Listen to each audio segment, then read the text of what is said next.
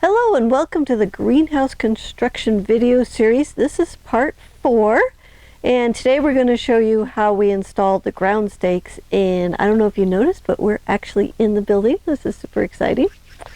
So the building has ground stakes that we will need to put into the concrete, into the ground, and this will keep the building from blowing away when we have our 40-mile-an-hour winds.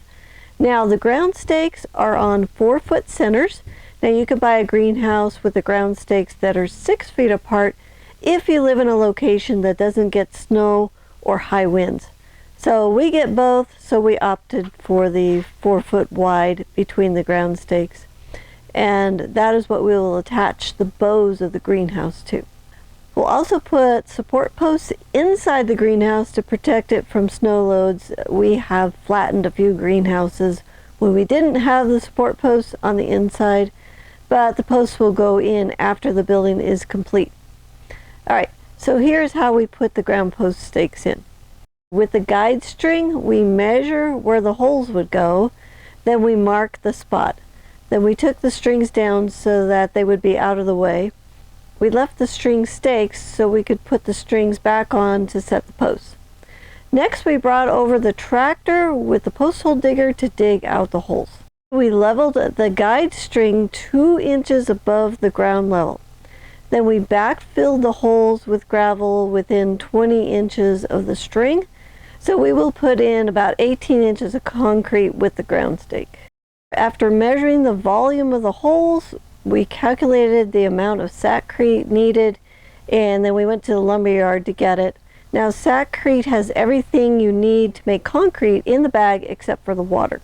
So you just add water, put it in the cement mixer, and make concrete. We mix the concrete, then we filled the holes with the concrete.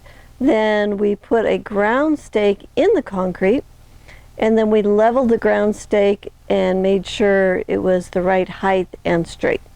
Now the ground stake has a mark on it so we could match it to the string.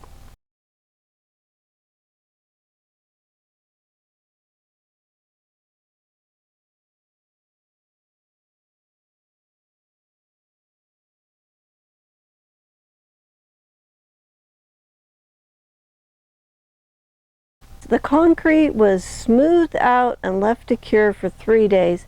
Now lucky for us, the night temperatures were above freezing, so we didn't have to cover the concrete while it was curing.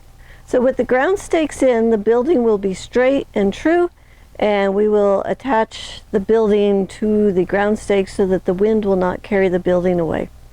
So in our next video, we're going to show you how we put up the frame, including the bows, the purlins, the baseboard, and the wiggle wire channel. Thanks for watching.